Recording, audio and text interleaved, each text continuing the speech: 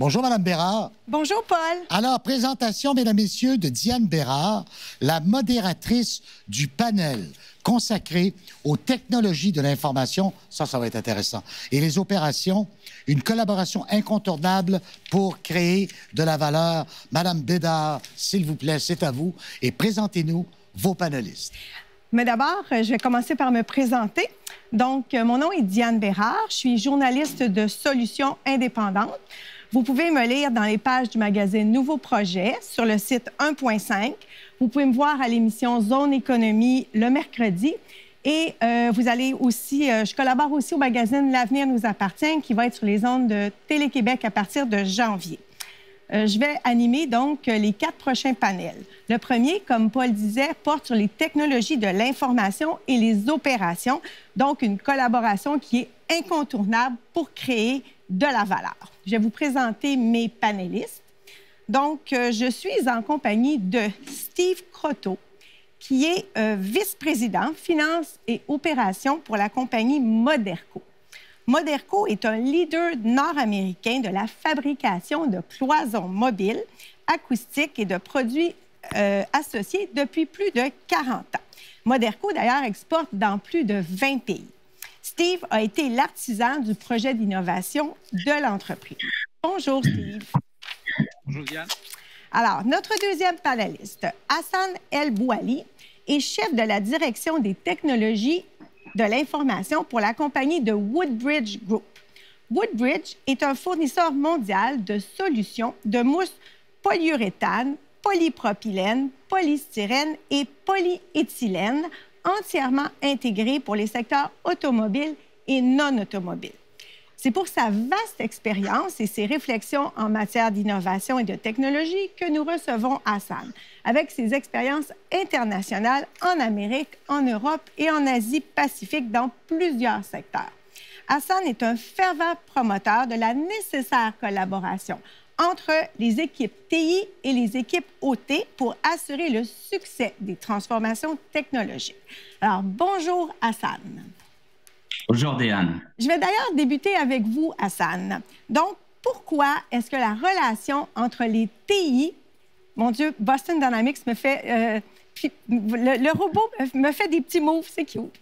Donc, pourquoi la relation entre les TI et les OT est si importante? Écoute, Diane, d'abord, merci pour l'invitation et la participation à ce forum. Au niveau de la relation entre IT et OT, OT étant Operation Technology, ou les technologies utilisées dans le système manufacturier, dans le monde manufacturier, cette relation est super importante dans toute transition numérique, car elle est fondationnelle aux réussites d'une transition numérique. Il y a plusieurs raisons pour ça. Premièrement, des raisons culturelles. Au cœur d'une transformation numérique, il y a deux choses, les données et le logiciel comme outil de travail. Les données comme matière première et le logiciel comme outil de travail. La fonction la plus à l'aise avec ces deux choses-là au sein d'une entreprise, c'est IT. Donc, il faut vraiment comprendre et mettre IT au centre de cette transformation et la faire impliquer de façon importante en collaboration avec les opérations et la production. Le deuxième élément important, c'est la façon de travailler d'IT versus la façon de travailler d'outils ou des opérations qui sont très légèrement différentes. IT va approcher les systèmes ou les projets technologiques avec un concept d'écosystème, en se basant principalement sur des fournisseurs externes de qui on achète la technologie ou l'intègre à l'intérieur de l'entreprise. Alors que généralement, les équipes d'outils ou de production vont avoir beaucoup de fierté à monter des technologies, à monter des solutions technologiques à l'interne en utilisant leurs ressources internes. Les deux façons de faire sont importantes, puis les deux ont des avantages et des inconvénients. C'est pour ça qu'il est très important d'amener les deux équipes à travailler ensemble et apprendre l'une de l'autre. Le troisième élément, à mon avis, qui est important dans cette histoire-là, c'est que quand il s'agit d'une transition numérique ou d'une transformation numérique, c'est pas seulement, évidemment, une question de technologie. Il y a d'autres éléments tout aussi importants, comme par exemple la capacité de négocier des contrats solides avec nos fournisseurs de logiciels ou fournisseurs de services technologiques. Et ça, c'est une expertise que IT a à l'interne, qu'elle peut amener et auquel il faudrait qu'elle participe. Donc, pour toutes sortes de ces raisons-là, je pense qu'une collaboration profonde entre la production et IT est un prérequis pour une réussite d'une transformation numérique dans le manufacturier. Merci, Hassan. Steve, j'aimerais savoir quel a été le déclencheur de votre projet d'automatisation. Diane, on l'a vu un peu tantôt. Là, souvent, le déclencheur de l'innovation, c'est une attaque de l'environnement externe. Donc, on se reporte en 2006-2007 pour Moderco, exportateur principalement aux États-Unis, 75 du chiffre d'affaires. Taux de change est un élément essentiel dans notre compétitivité. Et on voyait, dans le fond, le taux de change commencer à perdre de son importance pour nous. On ne pouvait pas jouer sur les prix. On fabrique un produit sur mesure, donc beaucoup d'implications de la main-d'œuvre, beaucoup de matières premières. Alors, c'était une réaction, dans le fond, à l'environnement externe. On devait revoir nos façons de faire et repenser, dans le fond, le produit Moderco. C'est pour ça qu'on s'est lancé, si on veut, peut-être baisser, mais dans le fond, c'est une nécessité pour Moderco, dans un projet d'un nouveau produit et une nouvelle ligne de production automatisée en incluant, dans le fond, les technologies d'information. Donc, c'était la première fois pour Moderco qu'on passait d'une usine qui était vraiment à instruction manuelle, fabrication manuelle, vers quelque chose de plus automatisé. Donc, c'était pour nous l'élément déclencheur à l'époque. Il fallait se renouveler, qui est un terme à la mode là, présentement. Steve, comment vous avez ventilé les investissements nécessaires pour ce projet-là? Bien, un peu comme je viens de dire, projet important, tout près de 5 millions pour Moderco. C'est un projet qui comportait quand même des incertitudes. Donc, on est allé vers plusieurs aides, tous les paliers du gouvernement. Le CNRC au niveau d'un programme Paris pour nous aider de ce côté-là, le MDE-IA à l'époque. Bien sûr, on a fait appel aux banques, à la BDC, pour tout ce qui est prêt d'équipement. Donc, on est vraiment allé chercher, là, on a épluché l'éventail de ce qui s'offrait à l'externe pour aller chercher le maximum d'un peu partout pour nous aider à se financer ce projet-là, qui est essentiel, là, dans le fond, d'avoir les fonds pour un projet de cette ampleur-là. Hassan, on a commencé en disant pourquoi c'était important la collaboration TI-OT. Ce que j'aimerais savoir, Hassan, c'est quoi les conditions de succès? Comment on s'assure que cette collaboration-là, qui est importante, est un succès? La façon de s'assurer que cette collaboration ait lieu puis qu'elle se fasse en harmonie, c'est de tout simplement impliquer les deux équipes dès le départ dans la réflexion, dans la discussion de la vision et l'objectif à long terme de ces investissements technologiques. Un autre élément important, c'est d'impliquer les deux fonctions dans la définition du business case, du modèle financier qui va justifier l'investissement. Il faut aussi qu'ils collaborent dans le choix des solutions technologiques. Ce n'est pas une question d'IT ou de production, c'est une question de choisir les bons outils qui sont adaptés à l'industrie, à la compagnie et aux objectifs business qu'on veut atteindre. Et dans ce sens-là, il faut que les deux participent dans le choix des outils dans lesquels on veut investir. Et enfin, quand il s'agit d'exécuter le projet, pour vrai, et il faudrait que les deux équipes, à mon avis, soient colocalisées, qu'ils travaillent ensemble, que la collaboration soit très claire et que ça soit clair d'un point de vue haute direction, que le message clair que ceci n'est pas un projet technologique IT ou ce n'est pas un projet de production ou opération, mais c'est plutôt un projet d'entreprise dans lequel toutes les fonctions vont participer avec leurs connaissances, avec leur savoir-faire. Steve, Hassan vient de nous expliquer très clairement la théorie, donc comment ça doit se passer. Maintenant, vous allez nous raconter la pratique. Comment ça s'est passé, cette collaboration-là, chez vous? En fait, vraiment pas loin de ce que Hassan vient de dénoncer, ce qui est très important. Je le disais tantôt, dans le fond, l'élément déclencheur, c'est l'environnement externe. Fait que face à cet environnement-là, on a mis nos axes de résilience à profit. L'axe humain, un peu comme Hassan l'a dit, dans le fond, on a réuni une équipe multidisciplinaire, les IT, les opérations, la recherche et développement. On les a carrément mis dans un local isolé pour qu'ils puissent travailler ensemble. C'était notre première expérience d'équipe autonome de notre côté. Et cette équipe-là se rapportait directement au comité de direction. L'axe organisationnel, je viens de le dire, ça prend une vision très claire de la direction d'engagement. Le financement est une chose, mais les opérations continuent quand même pendant ce projet-là. Et il faut que ça soit clair pour tout le monde que c'est un projet porteur. Fait que c'est ce qu'on a fait. L'axe d'innovation, comme on disait avec Hassan, à partir du moment qu'on a compris que pour faire cuire un jambon, on n'est pas obligé de le couper en deux, bien, on enlève les paradigmes. Et pour nous, ça a été de lancer un nouveau produit, une nouvelle ligne de production carrément à ce moment-là.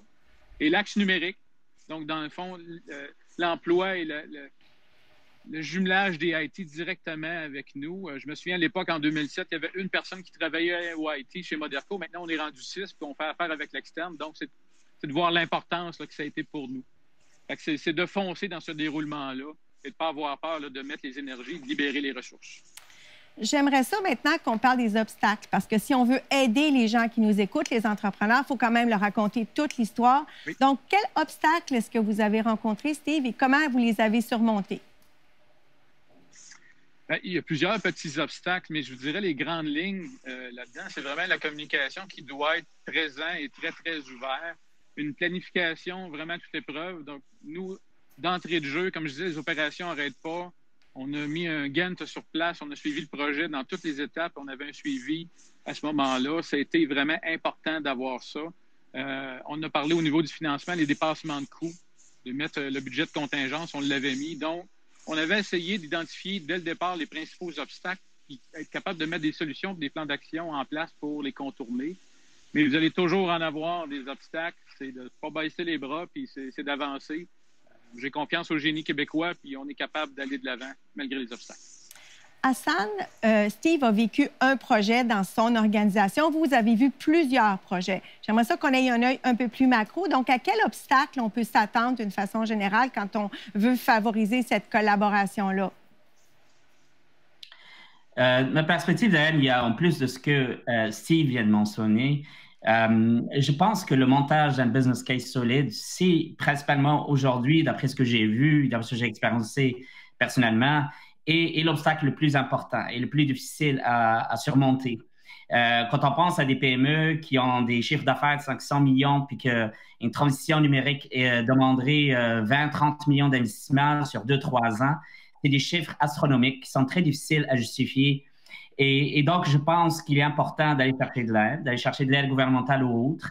Il faut prendre du recul et penser et réfléchir à ça culturellement. Il faut qu'il y ait un shift culturel, qu'il ne s'agit pas d'un petit projet qui doit rapporter des bénéfices dans le court terme, mais que c'est plutôt une transformation et un investissement majeur qui est nécessaire pour la survie de l'entreprise à long terme et pour ouvrir de nouveaux horizons pour l'entreprise à long terme. Mais une fois qu'on a passé cet obstacle-là du business case financier, après viennent les obstacles de culture, d'exécution de projet, d'adoption de la technologie. Une fois qu'on parle live avec tout ce système-là puis que tout fonctionne, après, il faut que les utilisateurs les acceptent et les utilisent comme il faut.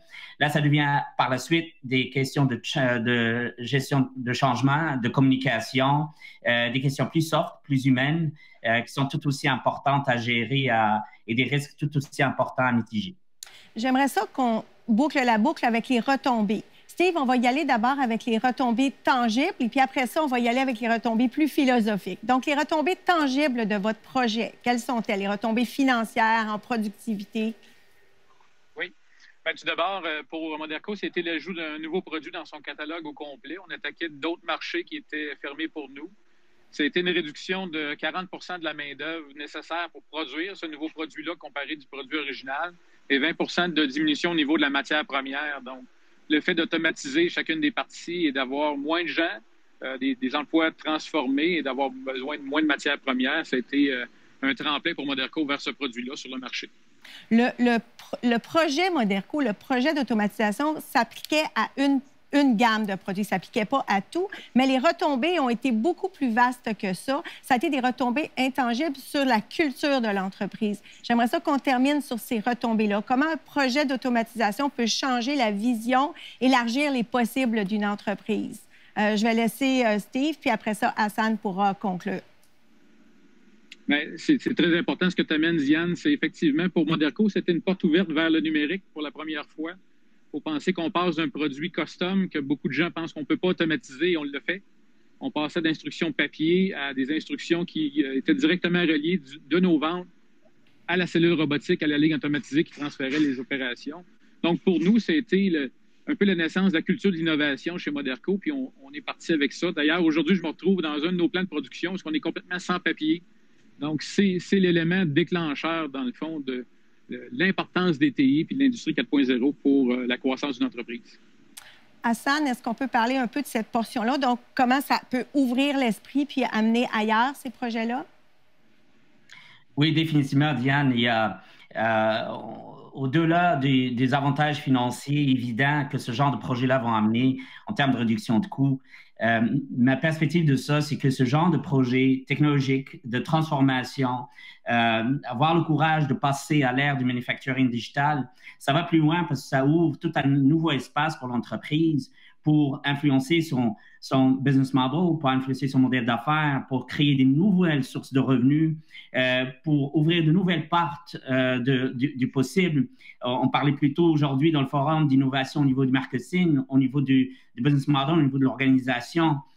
Ça, c'est des choses que ce genre de projets qui sont au départ des projets technologiques avec un objectif de réduction de coûts peuvent amener l'entreprise à aller plus loin, à voir plus grand et à potentiellement ouvrir des nouvelles sources de revenus qui sont basées sur le digital.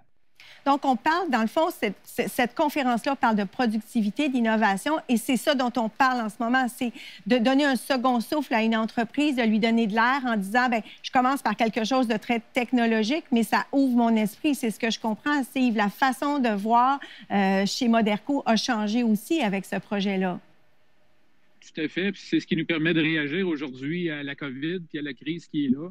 Dans le fond, si on n'avait pas eu cette nature d'innovation-là et de se lancer dans des projets, pour nous, c'est notre réponse. C'est de se retourner sur un dissous, comme on dit au Québec, et de foncer. Dans le fond, devant une situation, c'est de l'accepter, puis c'est d'avancer par la suite, de s'adapter et d'avancer là-dedans. C'est ce que ça nous a donné, ce genre de projet-là. On vous sent très calme et très en contrôle de la situation, Steve. Je pense que ce projet-là vous va bien. Est-ce que je me trompe? Bien, c'est très excitant, ce genre de projet-là. Il faut être calme parce que c'est facile de s'exciter puis de perdre le contrôle. Mm-hmm. Oui, je le reconnais. Mais c'est des super beaux projets de voir où est-ce qu'on peut aller. Puis c'est là qu'on voit tout le potentiel de l'entreprise quand on commence à creuser dans la technologie de l'information puis de voir où est-ce qu'on peut aller avec ça puis ce qui s'offre à nous. C'est vraiment stimulant de voir ça. Hassan, les gens que vous avez accompagnés à travers le monde, parce que vous avez beaucoup voyagé, vous avez beaucoup d'implantations, est-ce qu'ils ressemblent à Steve? Est-ce que c'est des gens qui, à un moment donné, trouvent leur rythme de croisière dans ça? Puis je vous vois sourire. Est-ce que ça ressemble à ça?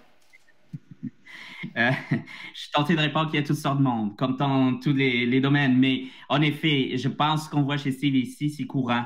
Une fois qu'on a réussi un projet de transformation numérique, après, on ne peut plus reculer. Une fois qu'on a compris à comment ça fonctionne, de comment on fait réussir ces projets-là et qu'on comprend la valeur ajoutée que ça met à l'entreprise d'un point de vue au-delà encore de la réduction des coûts, au point de vue stratégique, long terme, au niveau de la relation client, au niveau de l'ouverture de marché, de nouveaux produits, de nouveaux revenus. Une fois qu'on est rendu là, on ne peut plus reculer en arrière. Puis là, on se retrouve dans des situations comme celle de Steve, en effet. Mais merci beaucoup, Steve. Vous êtes un excellent porte-parole pour ce type de projet-là. Merci, Hassan, d'être venu en renfort avec cet œil macro. Merci à tous les deux de votre participation. Puis bonne journée. Merci, Diane. À toi.